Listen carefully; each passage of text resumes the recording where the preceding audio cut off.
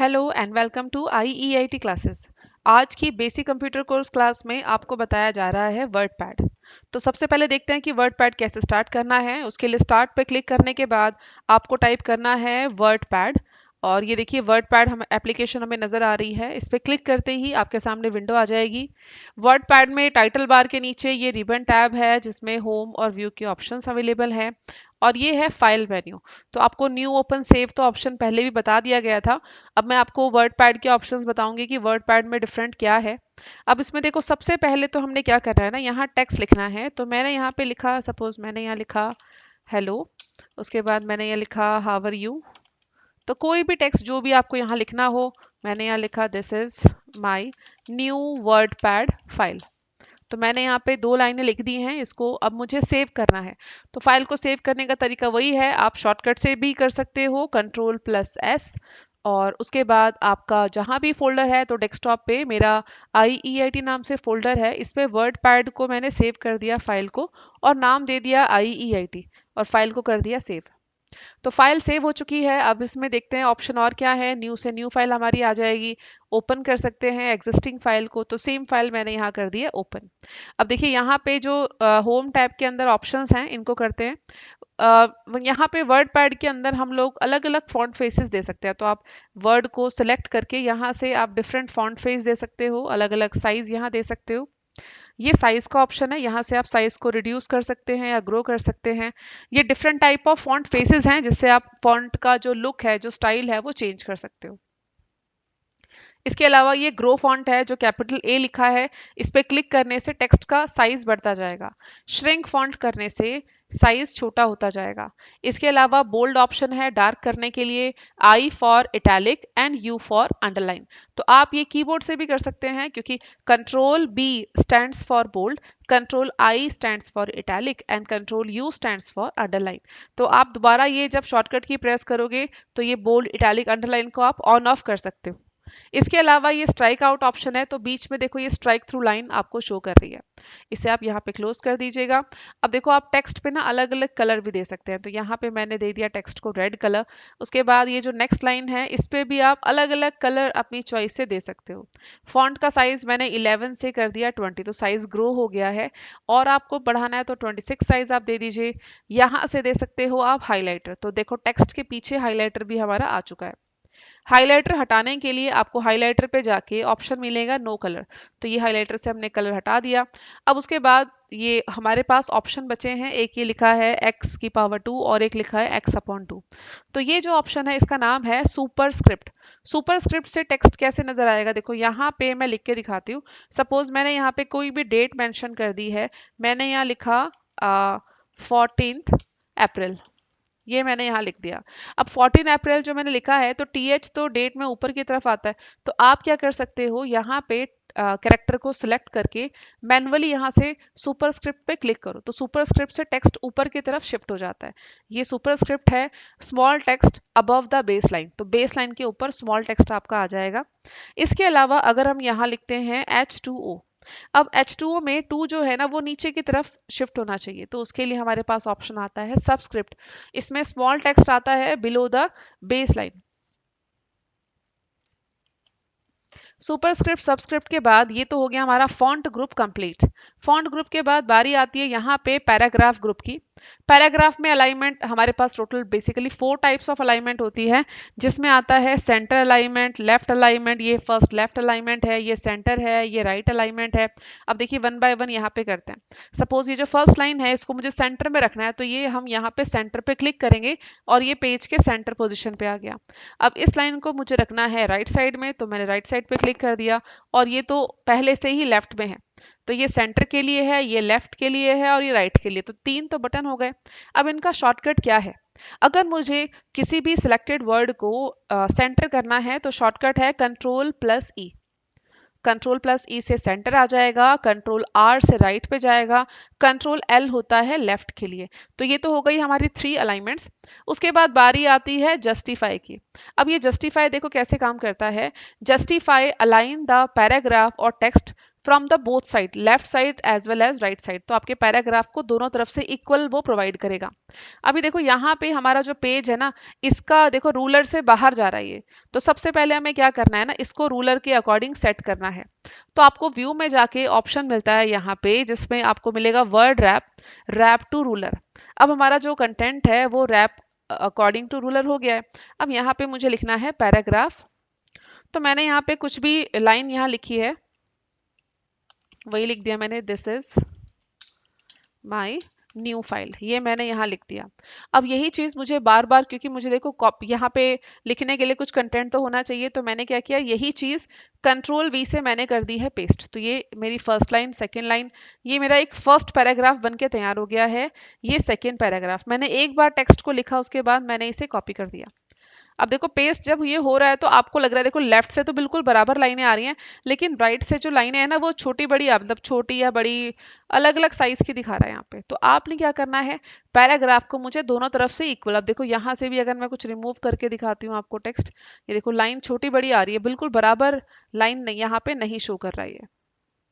तो मैंने देखो यहाँ से थोड़ा कंटेंट यहाँ पे अगर हटाया मैंने, तो ये लाइन देखो थोड़ा ये अंदर की तरफ है। प्रॉपर इसको इक्वल करने के लिए हमारे पास ऑप्शन आता है होम के अंदर, जो फोर्थ अलाइनमेंट है इसका नाम है justify. Align the text from both side, left as well as right. तो देखो अब ये लेफ्ट साइड से भी इक्वल हो गई है सारे पैराग्राफ्स, और राइट साइड से भी इक्वल हो गए हैं। ये है काम जस्टिफाई ऑप्शन का। तो आई थिंक ये भी आपको समझ में आ गया जस्टिफाई। जस्टिफाई के बाद नेक्स्ट ऑप्शन ये आता है पैराग्राफ के लिए, show the paragraph dialog box. तो ये पैराग्राफ डायलॉग बॉक्स में जाके आप सेट कर सकते हो पैराग्राफ का इंडेंट यानी कि स्पेसिंग। तो लेफ्ट से मैंने यहाँ लिया है 0.5 इंच का स्पेस लेफ्ट साइड से, 0.5 इंच का स्पेस राइट साइड से, एंड फर्स्ट लाइन के लिए मैंने यहाँ लिया है 1 लाइन का स्पेस। अब जैसे ही आप ओके करोगे, आप देखोगे कि रूलर भी आपका सेट हो गया है अकॉर्डिंग टू द प्रॉपर्टीज। तो ये आधे इंच का लेफ्ट राइट का स्पेस है, और फर्स्ट लाइन का जो 1 इंच का जो गैप है वो फर्स्ट लाइन के लिए हमने यहाँ मेंशन किया है। तो ये है पैराग्राफ ऑप्शन। अब पैराग्राफ में जो हमने ऑप्शन यहाँ से सेट किया ना, देखो ये काम आप यहाँ डायरेक्ट रूलर पे भी कर सकते हो।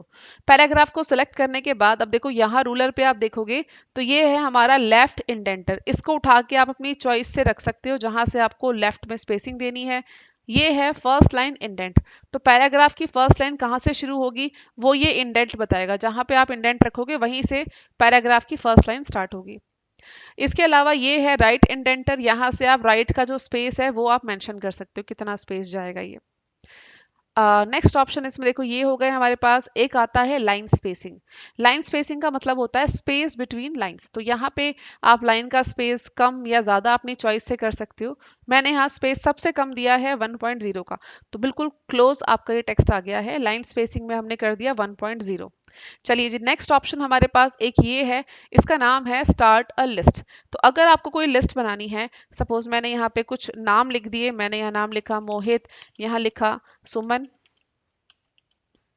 ये सभी टेक्स्ट जो है मैंने ये सब लेफ्ट साइड में लिखा। यहाँ से कर्सर हम इसका जो इंडेंट है वो बिल्कुल स्टार्टिंग पे ले गए हम, क्योंकि लिस्ट बनानी है तो लिस्ट इक्वल होनी चाहिए। यहाँ नाम दे दिया मैंने उषा, यहाँ नाम दिया मैंने सुमन, यहाँ दिया मैंने प्रीति,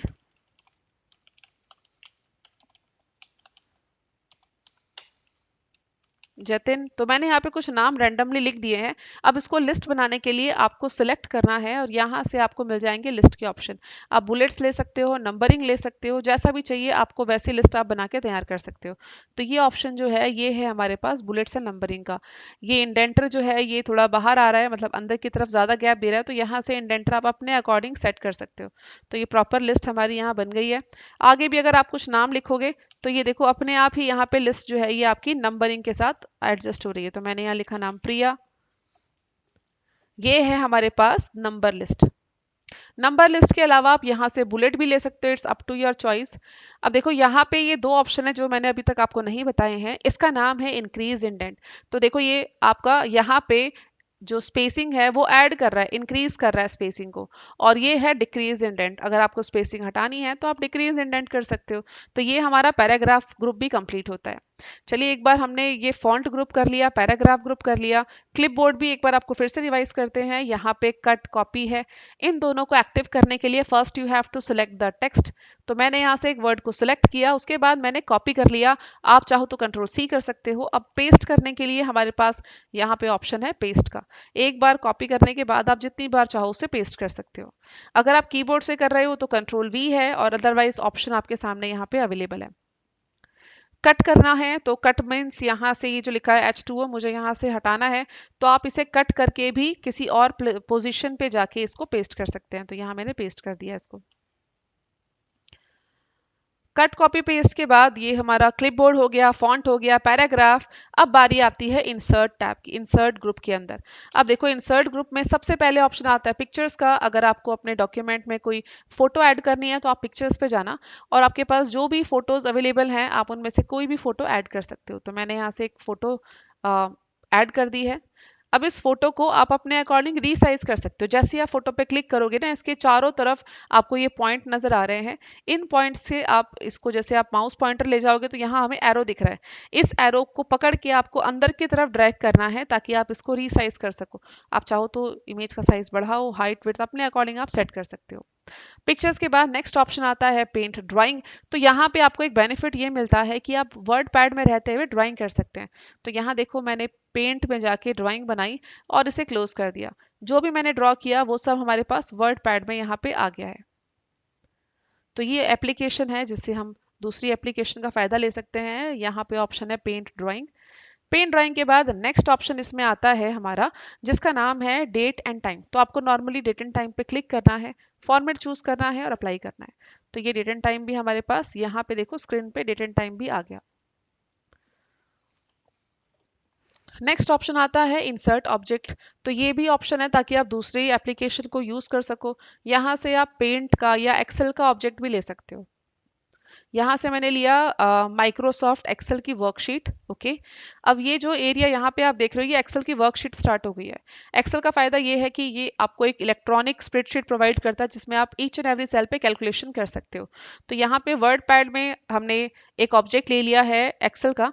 एक्सेल में देखो मैंने एग्जाम्पल के लिए कुछ भी लिखा, मैंने यहाँ लिखा 800 मल्टीप्लाई बाय 4। तो देखो इंस्टेंटली वहाँ रिजल्ट आ गया। फॉर्मूलाज और फंक्शन यहाँ इक्वल्स टू के साथ लगते हैं, और जब आप इसे ऐड कर दोगे तो यहाँ पे मैंने देखो रैंडमली कोई भी नंबर प्लस कर दिया, मैंने यहाँ लिखा कोई भी नंबर ऐड कर दिया। आप इसे क्लोज करोगे तो ये सिंपल आपको मिलेगा आपके वर्ड पैड में, एक टेबल की तरह दिखेगा। ये रिजल्ट आपको दिख रहा है एक टेबल की तरह। इस एरिया में जब आप डबल क्लिक करोगे तो फिर से आपका एक्सेल जो है वो एक्टिवेट हो जाएगा। तो ये एरिया जो है ये रिजर्व हो गया हमारा for the Excel. Next option find replace, ये मैंने आपको लास्ट नोटपैड की क्लास में भी समझाए थे। तो एक बार फिर से मैं आपको फाइंड बताती हूँ। फाइंड का मतलब होता है सर्च करना। पहले लिस्ट में कोई नाम देखते हैं। अब जैसे मुझे यहाँ पे प्रिया का नाम लिखा हुआ है लिस्ट में, फाइंड ऑप्शन पे जाके आपको ऑप्शन मिलता है कि आप वर्ड को ढूंढो।